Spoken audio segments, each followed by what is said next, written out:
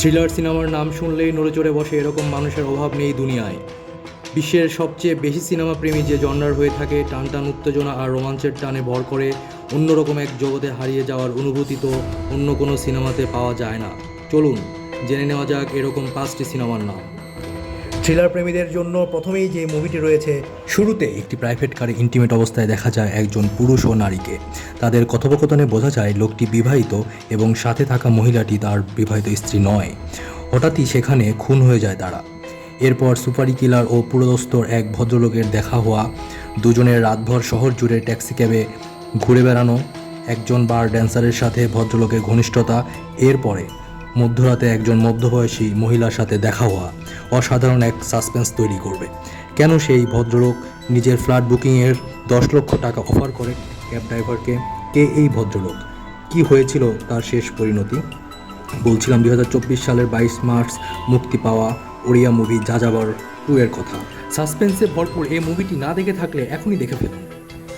2 নম্বরে যে crime thriller মুভির কথা বলতে যাচ্ছি, যেখানে মূল চরিত্রে রয়েছে দুজন পুলিশ কর্মকর্তা, একজন ঊর্ধ্বতন সিআই পুলিশ অফিসার জয়শঙ্কর এবং অন্যজন এসআই কার্তিক বাসুদেব। তাদের দুজনের রসায়নে কখনো দ্বন্দ্বমূলক বিদ্বেষ বা অহংমূলক তর্ক ধীরে ধীরে তদন্তমূলক থ্রিলার স্পেসে প্রবেশ করে এবং মোড় নেয় অসাধারণ এক ক্লাইম্যাক্স। সিআই জয়শঙ্করের স্ত্রীর উপরে কিলিং অ্যাটাক এবং এর কিছু পরেই তারই বাসার ছাদে পাওয়া যায় বস্তাবন্দি এক মহিলার লাশ। এই কেসের তদন্তের দায়িত্ব এসে পড়ে এসআই কার্তিকের হাতে। পরবর্তীতে এসআই কার্তিকের বাড়িতে মূল অভিযুক্ত সেন্টুর লাশ পাওয়া যায়, যা ইঁদুর বিড়াল খেলার মতো 2 অফিসারের জীবনের মোড় ঘুরিয়ে দেয় এবং উন্মোচিত হতে শুরু করে গুপ্ত রহস্য। আর এই গুপ্ত রহস্যের পেছনে কে সেই মাস্টার মাইন্ড? বলছিলাম ডিরেক্টর জিস জয়ের ক্রাইম থ্রিলার মুভি থালাবান সম্পর্কে।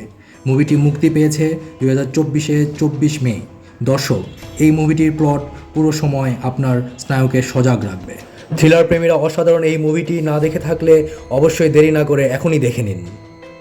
4 নম্বরে আপনার জন্য হাড়হিম করা একটি সাইকো থ্রিলার মুভি অপেক্ষা করছে। के सर पे हथौड़े से वार करता हूँ, उनकी खोपड़ी टूटने की मुझे आवाज आती है। একজন মানুষ কতটা সাইকোপ্যাথ হলে মানুষকে এত নৃশংসভাবে হত্যা করতে পারে?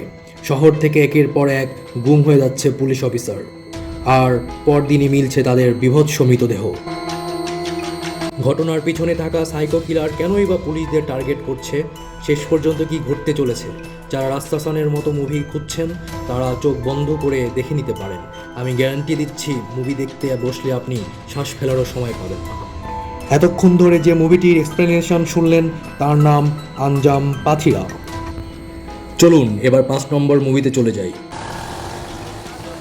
সেখানে 6 বছরের পুরনো একটি মার্ডার কেসের দায়িত্ব পড়ে বরখাস্ত হওয়া এক পুলিশ সাব ইন্সপেক্টরের কাছে। সমাধান করতে পারলে চাকরি ফিরে পাবে সে, কিন্তু না পারলে ভাগ্য অনিশ্চিত। কেস সমাধানের জন্য এই সাব ইন্সপেক্টরের সাথে জুড়ে দেওয়া হয় তার আরও 3 জন কনস্টেবলকে। এই মুভিতে 2টো কেস রয়েছে। প্রথম কেসে দেখা যায় মধ্যবিত্ত ফ্যামিলির একটি মেয়ে কলেজে গিয়ে হঠাৎই হারিয়ে যায়। গ্রামের লোকেরা অনেকেই ভাবে মেয়েটি হয়তো প্রেমিকের সাথে পালিয়ে গেছে, আবার কেউ কেউ ভাবে মেয়েটির সাথে খারাপ কিছু ঘটেছে।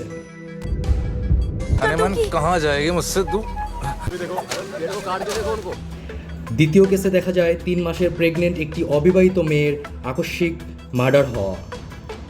যেই কেসটি 6 বছরেও লোকাল পুলিশ বা ক্রাইম ব্রাঞ্চের কেউই সলভ করতে পারে না। নায়ক কি পারবে এই 2টো অমীমাংসিত কেসের রহস্য উদ্ঘাটন করতে? বলছিলাম 2018-তে কেরালার একটি সত্য ঘটনা অবলম্বনে নির্মিত আংসিপিন কান্দেদাম মালায়ালাম মুভির কথা। জানতে হলে বক্স অফিসে সুপারহিট হওয়া এই মুভিটি দেখে নিতে পারেন।